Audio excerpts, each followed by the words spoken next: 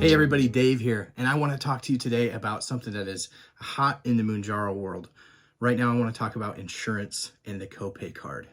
So we have a lot of experience with this in my household, and I hope that some of this information that I'm going to give you today will be useful as you look for other avenues to explore as far as getting Mounjaro and getting it at a rate that normal people can afford, right?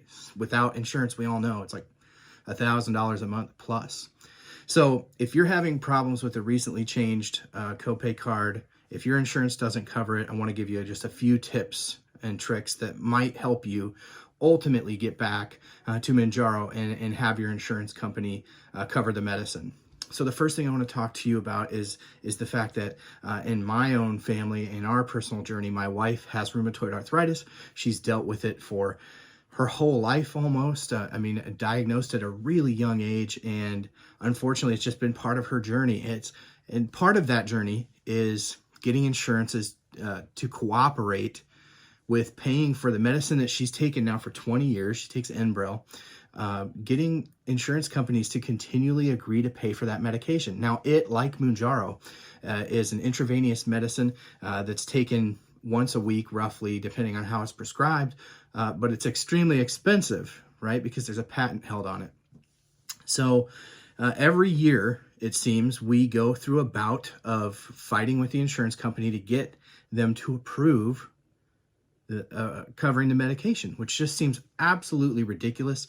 I think it's borderline criminal what insurance companies do to people, but I want to talk to you a little bit about some of the ways around that. So a lot of times with these medications, hopefully we'll see soon Mounjaro is approved. I know it's going through clinical trials with the FDA currently to be approved as a weight loss prescription drug. But for now, it's prescribed for type 2 diabetes and off-label for weight loss. So hopefully, if the FDA approves this and insurance companies still fight covering the drug, you might want to talk to your doctor about this. So there are some other weight loss drugs out there that are cheaper. Some of them that don't have a patent held anymore, so they're considered generic drugs. And really what the insurance companies want to see is that you've tried something else and it didn't work. So if you are denied Mounjaro, especially if you are a type 2 diabetic, a recent diagnosis, and you haven't taken any other medications, you may want to look into talking to your doctor about getting a prescription for phentermine. Phentermine is a really cheap drug. Now, it is a stimulant. I think it's a harsh stimulant. I was put on it. I hated it. I didn't like feeling buzzed out and wacky.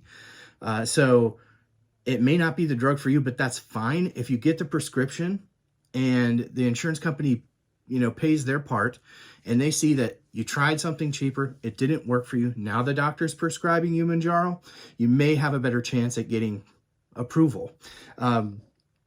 Metformin is another one. Now, metformin is a diabetes drug and another one that I've tried in the past. And metformin is it comes with some similar side effects that some people report with Mounjaro, but like Mounjaro, it's also being prescribed off-label for weight loss, and you can try metformin out. There's some great Facebook groups around using Mounjaro and phentermine for weight loss that you may want to just tap into. Facebook groups can be a really useful tool in this journey as far as just learning more about what other people's experiences are and what they're learning, so that you can kind of move forward with more information. If you're denied, ask your doctor about phentermine, ask your doctor about metformin, and even if you don't like it, at least your insurance company will have seen that you tried something cheaper. I hate the way that's the way our system is set up. To me, if you're a doctor and you make a decision, the insurance company should be bound to cover it, right? But unfortunately, that's just not the way the system works. So we have to find a way to make the system work for us. And this is just an avenue that you might want to try to explore. Other than that, I know a lot of people are having issues currently with the copay cards. It sounds like those have changed. A really good forum to look up is the Mounjaro Reddit.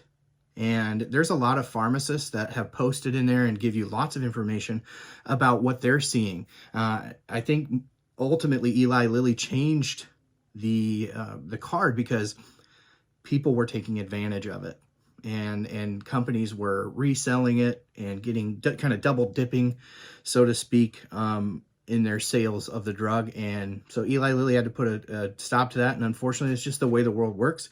Usually a small number of people ruin it for the masses. And so that's what kind of situation we're in. But it kind of all comes back to the insurance, getting the insurance to agree to pay for this. You've got a better shot with a type 2 diagnosis because that's currently what the drug is approved for. But stay tuned, because the FDA is going to more than likely approve this for weight loss. So I hope this was a helpful video for you. I want to help you kind of navigate this with just some of what we've learned through our own personal journey. And I hope that you can take that information, use it, and that ultimately it helps you to get to your goal, which what we're all trying to work towards is just a healthier version of us, so that we can do the things and take care of the people that we've been entrusted with.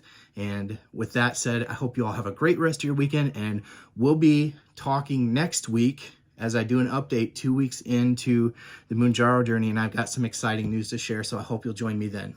Have a great weekend.